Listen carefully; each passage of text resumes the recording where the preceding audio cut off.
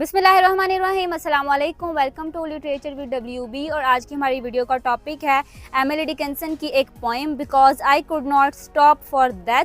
तो आज हम इसकी समरी को देखेंगे, इनकी ब्रीफ बायोग्राफी और इनके राइटिंग स्टाइल्स को ऑलरेडी मैं पिछली वीडियो में डिस्कस कर चुकी हूँ, तो लिंक जो है वो डिस्क्रिप्शन में मौजूद है और अगर आपने वीडियो नहीं देखी तो आप वो जाके देख सकते हैं। तो चलिए आज की वीडियो स्टार्ट करते हैं।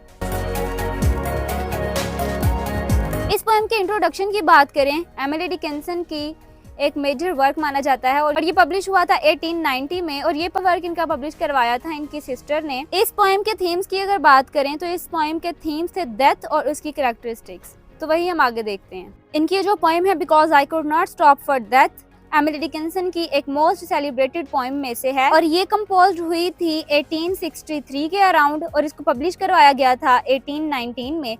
इस पोएम की समरी की बात करें तो फीमेल स्पीकर है जो कि अपनी स्टोरी के बारे में बताती है कि उसको जो डेथ है वो विजिट करने के लिए आई है। अब यहाँ पे जो डेथ है वो एक पर्सन से पर्सोनिफाई की गई है, एक जेंटलमैन से पर्सोनिफाई की गई है। पर्सोनिफिकेशन कहते हैं कि किसी भी बेजानदार चीज को किसी जानदार चीज के साथ रिलेट करना, उसको उसका कैरेक्टर दे देना, तो इसको पर्सोनिफिकेशन कहते हैं।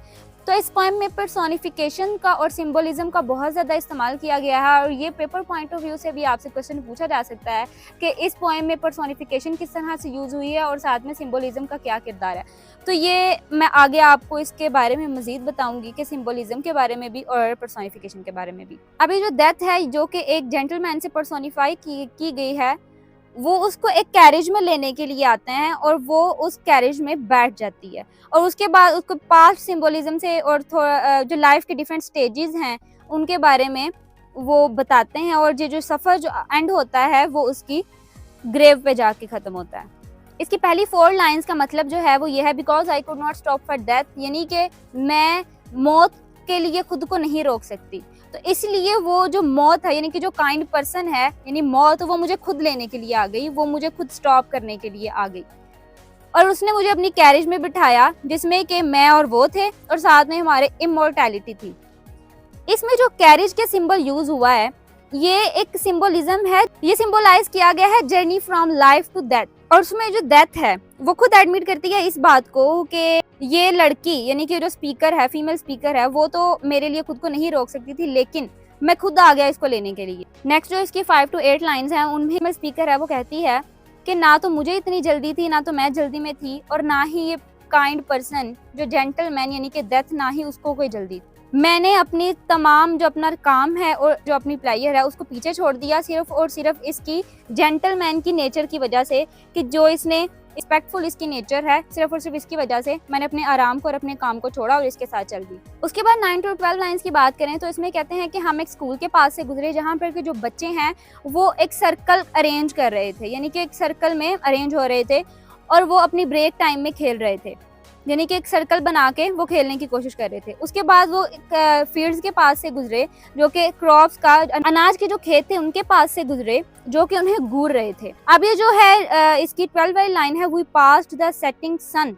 नेक्स्ट वाली स्लाइड में मैं इसको डिस्कस करूंगी, पहले फर्स्ट वाली 3 स्लाइड्स को जो है उनको देख लेते हैं। ये जो है बहुत डीपली सिम्बॉलिक है ये वाला स्टैंजा। इसमें लाइफ की डिफरेंट स्टेजेस को पोएटिस्ट ने बयान किया है और इसने कहा है कि ये जो स्कूल एज है ये इनकी चाइल्डहुड है, यानी कि इनकी चिल्ड्रन एज थी। जो फर्स्ट एज होती है लाइफ की चाइल्डहुड वो है। उसके बाद जो सेकंड स्टेज है जिसमें को फील्ड के पास से गुजर रहे हैं और उनको वो घूर रहे हैं, वो जो है वो अडल्टहुड है और मैच्योरिटी उसके साथ उन्होंने सिंबलाइज की है। उसके बाद अगर बात करें इसकी 12 वाली लाइन की जो कि पीछे थी कि we passed the setting sun, और साथ में इन 13 to 16 लाइन को भी लेके चलते हैं, वी पास्ड द सन, यानी कि यहाँ पे सेटिंग सन की बात हो रही है। इसको सन को जो है वो एंड ऑफ लाइफ से सिंबलाइज किया गया है और साथ में ही वो कहते हैं कि मैंने इतना बारीक, वहाँ पे इतना मौसम जो था वो ठंडा था और मैंने बहुत थिन किस्म का गाउन जो है वो पहना हुआ था और मेरे पास बहुत पतला स्कार्फ था जिसकी वजह से मुझे जो थी वो ठंड भी लग रही थी। और साथ में इन्होंने जो सनसेट है उसको एंड ऑफ लाइफ से सिंबलाइज किया है। उसके बाद नेक्स्ट लाइन में वो कहती हैं, हम लोग एक घर के पास जाके रुके जो कि जहाँ से अ स्वेलिंग ऑफ द ग्राउंड, जहाँ जमीन जो है वो सूजी हुई है।